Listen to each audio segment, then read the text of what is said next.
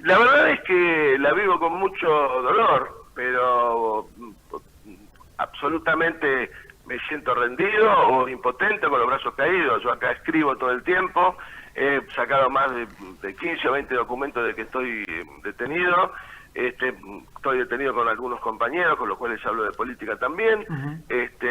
Intercambio a través de cartas, muchas veces con Amado, aunque estamos en penales diferentes, pero a través de nuestras mujeres nos enviamos cartas, notas, y bueno, aprovecho a mandarle un abrazo grande a Amado y a todos los compañeros presos políticos también de la Unidad Penal Federal número 1 de Seiza. Pero la verdad es que creo que nosotros tenemos que darnos en la construcción de una propuesta opositora, y creo que la base de esa propuesta opositora, lo reitero, está en el frente sindical. Soy un blanco de un plan sistemático de marketing, escrito con precisión en muchos libros del asesor extranjero del presidente Macri.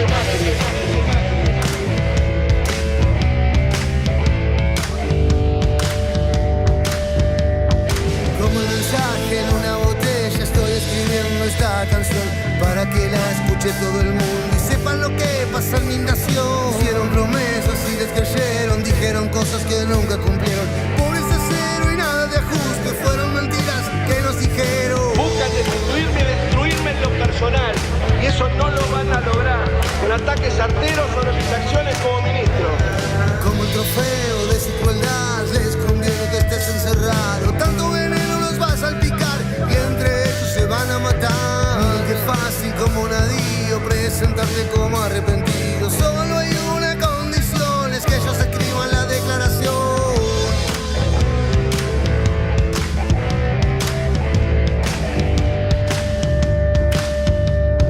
Miren qué astuto, Mr. Zucco, resulta que ahora quiere un indulto. Es el mismo tipo que antes decía que Néstor Kirchner era el Mesías. Desde el lugar en que tenga que estar, seguiré dando y batallando en contra de este programa neoliberal que lleva al hambre, a la miseria, a la explotación al pueblo argentino.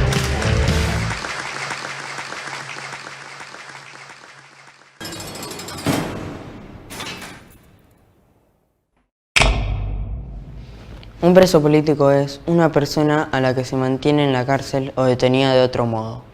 Por ejemplo, bajo arresto sin haber cometido ningún delito tipificado. Sino porque sus ideas provocan una amenaza o un desafío para el sistema político establecido.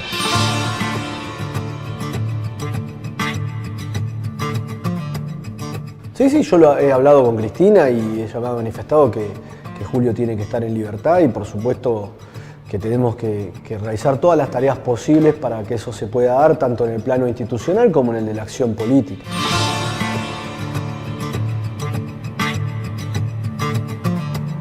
¿No? Creo que inclusive me parece es un caso de doble vara muy claro lo que ocurre con la diputada Aida Ayala y con Julio De Vido. Nosotros no tenemos nada en contra de la diputada Ayala, pero si ella, que tiene un fallo confirmado en la instancia de casación, su pedido de juicio político, digamos desafuero en el caso, ha sido cajoneado, nosotros no entendemos por qué Julio De Vido, que en términos procesales está muchísimo menos comprometido, está detenido hace ya casi un año, ¿no? Porque en octubre se va a cumplir un año. Se trata de un juez que llegó en épocas en donde los jueces se elegían a dedo y totalmente influido por las decisiones del Poder Ejecutivo en el peor momento de la consolidación de la justicia penal, ¿no? Ese es Bonadío, que hoy se pretende que sea el líder de la lucha anticorrupción, una cosa ya vergonzosa.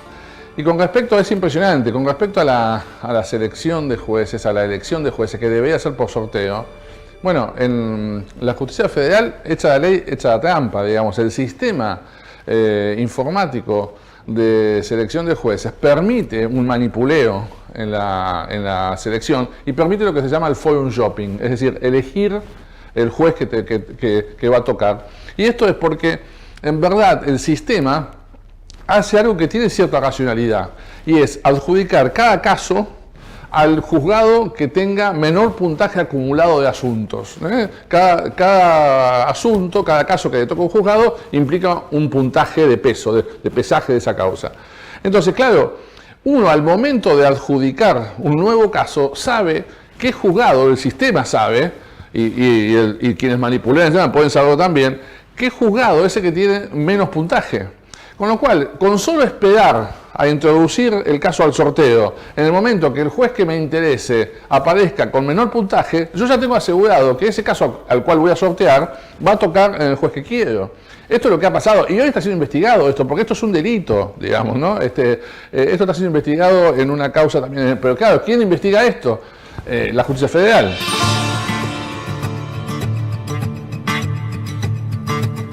Julio de Vido está preso en el contexto de una causa procesalmente disparatada, digamos, pero disparatada incluso no solo en el contenido, en donde no se le imputa un solo acto personal a Julio de Vido, sino en el diálogo entre las autoridades judiciales. Hay que recordar que en esta causa, que el fiscal es Stornelli le pedía permanentemente que el juez llame a indagatoria, que el juez Rodríguez llame a indagatoria a Julio de Vido, y el juez le contestó 2 veces, en términos procesales, 4 minutos antes que la otra decisión que voy a comentar ahora. 2 veces el juez le dice, mire, no lo voy a llamar a indagatoria porque no tengo ni siquiera elementos para definirle un hecho. Eso significa que el juez no, le contesta al fiscal, mire, para llamar a indagatoria yo tengo que atribuirle un hecho, el que sea, digamos, usted tal día realizó tal cosa y esto es un ilícito. Bueno, no tengo elementos ni siquiera para definirle el hecho. O sea, después está la cuestión de si es responsable o no. Bueno, ni siquiera puedo yo definir el hecho, no tengo elementos para definir el hecho. ¿Por qué? Porque me falta llamar a un montón de testigos, porque tengo que seguir investigando, porque faltan elementos. La indagatoria tiene que ser en un momento donde yo pueda decirle, mire, yo con los elementos que tengo, yo ya sé que usted tal día realizó tal acto. Y este es un acto ilícito. Y el sujeto se defiende de eso, dice, no, ese día no estuve, o lo hice, o lo que sea. Bueno, le contesta eso el juez. El fiscal, que esta decisión no era apelable, sin embargo la hacen apelable, el fiscal apela, y la Cámara le ordena al juez que llame a indagatoria. Esto básicamente es, digamos, la decisión de Ursun y del juez Bruglia, básicamente es decirle al juez, mire, usted tiene que fallar en contra de sus convicciones. Es ordenarle un prevaricato, que es un delito. Un prevaricato es que el juez juzgue o dicte una resolución en contra de sus convicciones, en contra de la ley vigente. El juez había dicho que no tenía elementos para llamar a indagatoria y ahora la Cámara le ordena que, más allá de lo que haya opinado él antes, igual llame a indagatoria, algo que no puede hacer la Cámara, porque el Poder Judicial no es vertical, es decir, como es, por ejemplo, las fiscalías. El Poder Judicial, digamos, el juez es un inferior de la Cámara, pero no en el sentido que la Cámara tiene que ordenarle actos. El juez puede decir, no, mire, yo no voy a llamar a indagatoria porque ya lo dije 2 minutos antes, dije que no había elementos para llamar. Sin embargo, este juez Rodríguez, por razones que uno desconoce, lo llama a indagatoria. Decisión para la cual no hacía falta emitir una orden de captura, porque Julio de Vido podía haber sido indagado sin necesidad de que, digamos, se lo sometiera a una prisión preventiva. Sin embargo, la Cámara le ordena también que emita una orden de captura. Eso va, digamos, sin ningún tipo de razón jurídica, no había, ni peligro de fuga, porque Julio de Vido era evidente que no se iba a fugar a ningún lado, estaba siendo diputado y era el presidente de la Comisión de Energía de la Cámara de Diputados. ¿Qué chance había de que ese sujeto se fugara? Ninguna. No había obstaculizado la investigación, al contrario, nosotros veníamos insistiendo en la necesidad de pericias y un conjunto, nosotros impulsamos la investigación, mucho más que la Fiscalía y mucho más que el juez Rodríguez. Sin embargo, se le manda el pedido a la Cámara de Diputados del desafuero, justificado en esta orden de captura. Nosotros fuimos a la Cámara y dijimos, miren, antes de tomar esa decisión, sobre todo al bloque, dijimos, ¿por qué no nos escuchan y le contamos que no hay razones para este desafuero? Él puede ir a una indagatoria, Julio de Vido, sin ninguna necesidad de que se lo detenga, no hace falta, y al mismo tiempo no hay elementos. El juez es el mismo juez que dijo hace 2 meses que no hay elementos para llamar a una indagatoria. Sin embargo, no se nos escuchó. Viendo más o menos cómo estaban los números para la sesión, las posiciones, incluso debatir con amplitud y libertad las posiciones del bloque, donde cada uno expresó su posición. Hubo algunos compañeros con algunas diferencias, pero primó, digamos, la organicidad del bloque. Los números nos indican que el oficialismo consiguió los 2/3 aún sin nosotros. O sea, nosotros no vamos a bajar al recinto. En ese momento el bloque decidió no escucharnos formalmente, a pesar de que teníamos muchas cosas para decir, contarles, para que resolvieran con más elementos, por lo menos. Y bueno, y se produce un acto que es escandaloso. Incluso el fundamento, esto es muy llamativo, el fundamento que da la Cámara para detenerlo es que él era presidente de la Comisión de Energía y desde ese lugar podía manipular las cosas y era diputado. Antes de que se lo detenga, Julio de Vido ya había pedido licencia como diputado y había renunciado a la presidencia de la Comisión de Energía. Es decir, las dos razones que motivaban, mal motivado, pero motivaban en boca de los camaristas la detención de Julio de Vido ya no existían. Sin embargo, se lo detuvo de todos modos. Si esto no es un caso de cautiverio político, digamos, de un ejemplo de preso político, yo no sé, debe ser el caso más emblemático, digamos, que hay en mucho tiempo, digamos, de preso político. Soy un blanco de un plan sistemático de marketing, escrito con precisión en muchos libros del asesor extranjero del presidente Macri, donde el enemigo tiene que ser destruido, desmoralizado, aniquilado, hasta llevarlo a terminar incluso con su propia vida. Lo que leo es textual del arte de ganar. Cómo usar el ataque en campañas electorales exitosas. Conmigo no lo van a lograr. Desde el lugar en que tenga que estar, seguiré dando y batallando en contra de este programa neoliberal que lleva al hambre, a la miseria, a la explotación al pueblo argentino. Han generado tanta estigmatización sobre Cristina, sobre Néstor, ¿no? Tantas barbaridades, que siempre queda alguna reminiscencia, algún resabio. Por eso creo que hay que animarse a enfrentar esas situaciones, a afrontarlas y a analizar si evidentemente hay algo de realidad o es todo mentira, ¿no? Creo que es algo que hay que desasnar en el conjunto del pueblo y en el conjunto de la militancia, porque muchas veces estos prejuicios inclusive están en la misma militancia y es algo que hay que trabajar profundamente, porque naturalmente a quien, como yo te decía antes, se encabezó una política tan disruptiva, ¿no? Y tan trágica para la oligarquía como puede ser un Ministerio de Planificación Federal que insumía tantos recursos que la oligarquía y el poder transnacional, el poder económico, interpretan que son para ellos. Entonces, todas las políticas que encabezó Julio, que tenían que ver con la redistribución, no están en la lógica económica que pueden tener los sectores concentrados del poder. Los sectores concentrados del poder, ¿por qué van a querer que se profundice el desarrollo a nivel federal? Para ellos son zonas inviables. Entonces Formosa es una provincia inviable. ¿Qué sentido tiene poner un peso ahí? Y naturalmente que desde la lógica del mercado, desde el mercado en términos concretos, digamos, quizás no tenga sentido, pero desde una mirada nacional y popular de la vida, por supuesto que es una obligación dar cuenta de todo ese tipo de situaciones y de postergaciones de tantos años. Yo ese día tenía que ir a declarar tenía que prestar indagatoria en la causa por el tema en la denuncia de Nisman, digamos, lo que nos pidió la indagatoria Bonadío, bueno, y hoy estamos en trámite de juicio oral. Me parece que cuando se da un atropello hay que oponerse, y creo que la intención nuestra es esa. Si la idea es echar, como puso Clarín hoy, a un diputado, o van a empezar a echar a los diputados que no les gusta el presidente, vamos a una Argentina complicada. Yo fui a la indagatoria, nosotros habíamos tenido una discusión respecto de, por supuesto, bajar al recinto a defender a Julio y demás, que era lo que habíamos hecho en anteriores pedidos de desafuero. En paralelo a que yo estaba en la indagatoria, se hacía la reunión del bloque. Yo salí de la indagatoria pensando que seguíamos con esa línea y se me acercó un compañero que tenía información de la reunión del bloque. Yo estaba en la indagatoria sin celular, sin nada, y me advirtió, mirá, me dice, no fue lo que se definió en el bloque. Lo que ocurrió fue que no había consenso en el bloque, digamos que no hubo consenso y que hubo sectores que amenazaron con romper, y en función de esa indefinición lo que quedó como resolución fue un híbrido que no conformó a nadie, digamos. Fue una situación que nosotros hemos revisado y autocriticado, por decirlo de alguna manera. Ese plan de destrucción con el que nos persiguen y me persiguen, sería de mucha vanidad pensar que está solo articulado en mi contra.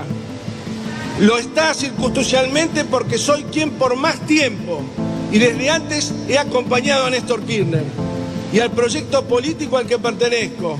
Un modelo nacional que está en las antípodas de este modelo liberal, conservador, expoliador de todas las libertades y genocida de todos los derechos de los argentinos. Buscan destituirme y destruirme en lo personal, y eso no lo van a lograr con ataques certeros sobre mis acciones como ministro. Sepan que la forma en que están siendo planteados y llevados a la justicia esos temas tienen la misma liviandad con la que se discutió en estos días en la Comisión de Asuntos Constitucionales el encuadre legal de mi destitución. Nulo, vacío, inconsistente, arbitrario y revanchista, sin acuerdo siquiera entre ustedes mismos, violentando gravemente la Constitución Nacional y la institucionalidad, solo buscando las mayorías necesarias para llevar ante una instrucción precisa que les dio el PEN, echarme de mi banca en ocasión de esta campaña electoral. Es un hombre muy responsable, es un hombre muy disciplinado, un hombre de una templanza, de una fuerza interior, un hombre de una capacidad de trabajo increíble. Yo nunca vi en mis 35 años la capacidad de trabajo de ese hombre. Yo no se la vi a nadie. Y frente a la adversidad, que toda esta situación que está viviendo, provocada por las irregularidades, ¿no? Que mencioné al principio, a la que los están sometiendo, demostró, y tal vez en los peores momentos uno demuestra la esencia, ¿no? En verdad, demostró más que nunca esa templanza, esa fuerza interior. Y sobre todo, yo no vi y nunca vi en él, frente ni a esta adversidad ni en otra, odio. Al contrario, vi compasión, vi piedad. Y eso lo hace grande. Eso es lo que a mi modo de ver lo hace un hombre gigante.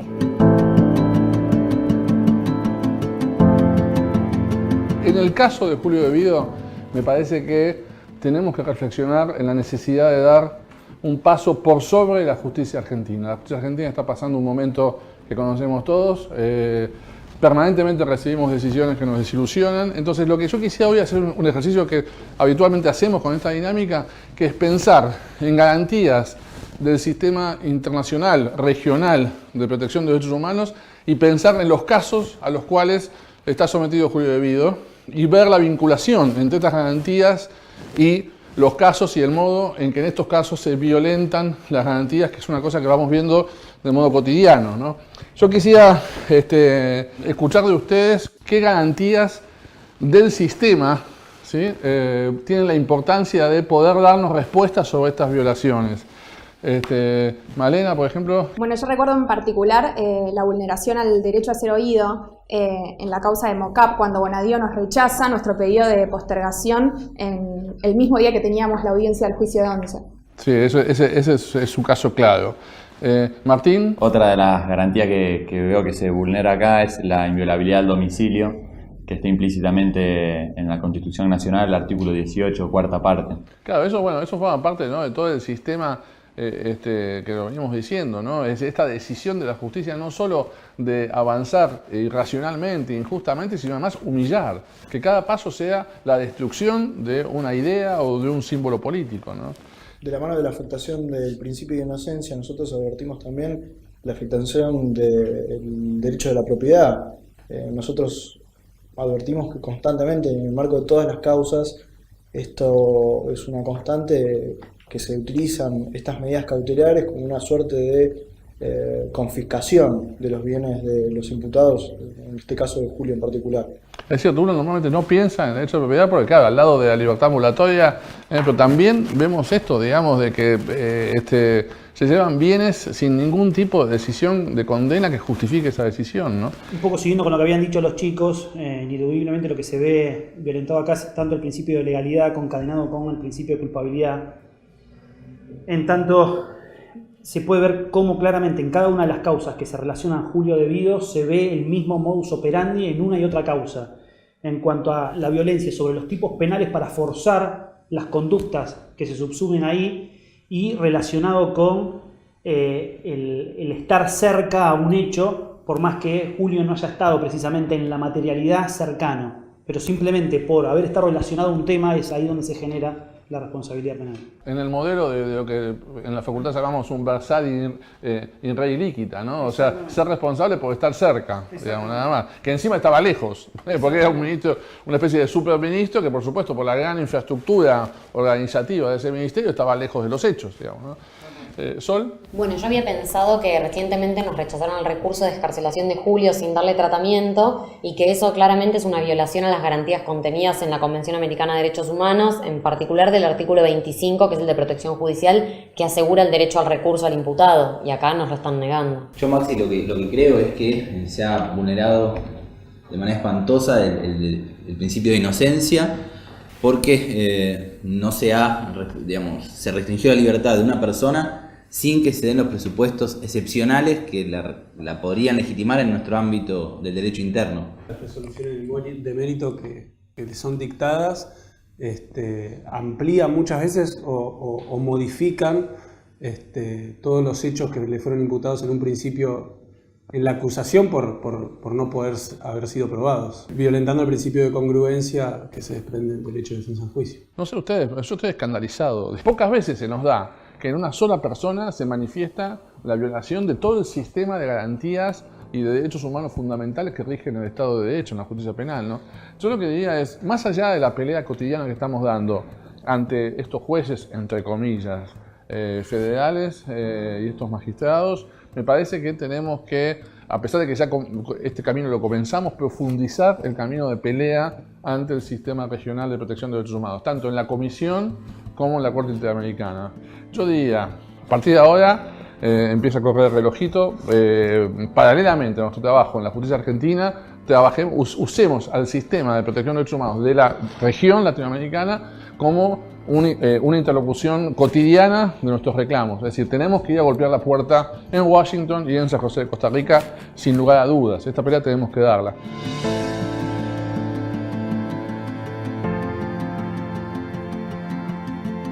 Primero, desde el punto de vista político, si querés, mucho dolor por la democracia argentina, porque era la primera vez en democracia que un diputado estaba preso. O sea, acá hay un diputado en ejercicio de su mandato preso. Esto es lo primero que no debemos saltearnos. Y segundo, me parece que debió haberse dado una confrontación política mucho mayor. Que probablemente se dé ahora porque evidentemente estamos en otro escenario, donde esto ya está todo mucho más desplegado. Pero me parece que eso era una cosa muy doloroso por la democracia, porque es un diputado preso en ejercicio de su mandato, y me parece que también era doloroso porque estaban atacando uno de los núcleos del gobierno. Y es muy difícil legitimar un gobierno cuando te dan de ese modo, y me parece que es uno de los hechos más importantes de nuestro gobierno. Digo, porque se habla del ARSAT, se habla del INVAP, se habla de Atucha, se habla de Aerolíneas, se habla de la recuperación de YPF, se habla de Vaca Muerta, el Correo, mirá vos, el Correo, Aguas Argentinas. Digo, todo eso es debido. Es decir, no se puede escindir el personaje de las políticas. Y me parece primero que es un escenario de fragmentación y de destrucción de la democracia y de esbozo de un modelo represivo para implementar estas políticas, que no necesariamente tienen las mismas características sangrientas de lo ocurrido en los 70, pero que tiene características de cercenamiento de los espacios democráticos y de pérdida de autonomía. Y como militante, mucha incertidumbre, mucha necesidad de recomposición de un movimiento popular que enfrente esto. Mirá, si vos mirás México, Brasil y Argentina, los tres entran en un cambio de escenario internacional que plantea Trump a partir del 2017, con distintos desequilibrios, Argentina el peor, el más desequilibrado, pero también con movimientos populares en búsqueda. Digo, en México gana López Obrador y pone fin a 30 años de hegemonía neoliberal, pero no queda muy claro qué es lo que va a ocurrir en este escenario donde se le plantea el cambio del NAFTA. En Brasil tenés a Lula preso, y en Argentina la quieren meter presa a Cristina. Digo, entonces, ahí es donde me parece que los movimientos populares entran en discusión y en necesidad de respuestas. Y creo que lo de Julio es una embestida contra el movimiento popular, sí.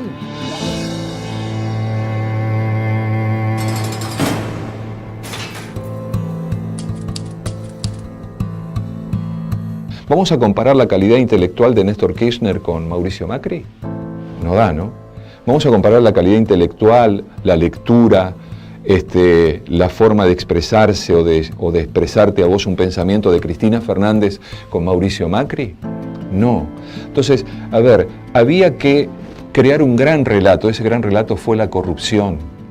Todo proceso de transformación revolucionaria, como experiencia nacional y popular en los países de América Latina y más en Argentina, tienen al movimiento obrero, a la clase trabajadora como su columna vertebral, como la médula de ese proceso de transformación. De la misma manera, el Ministerio de Planificación fue la columna vertebral del proceso de transformación revolucionaria entre 2013 y 2015. Era impensado primero tener nuestras casas propias acá dentro del barrio, casas que sean lindas. Mucho más impensado era de que en algún momento venga a visitarnos el presidente.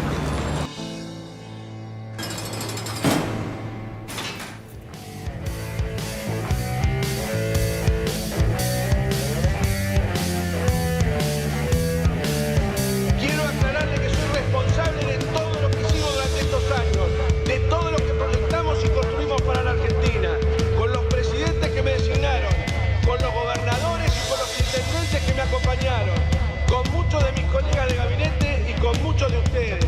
Quiero decirle, señor presidente, que ese es el motivo por el que fui votado para representar al pueblo de Buenos Aires.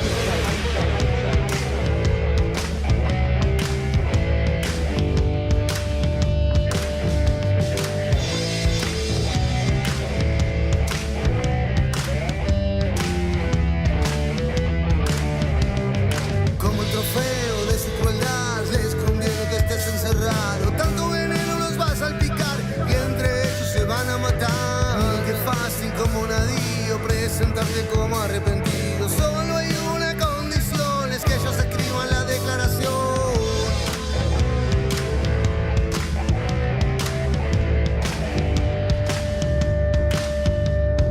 Miren que astuto, Mr. Zuko, resulta que ahora quiere un indulto. Es el mismo tipo que antes decía que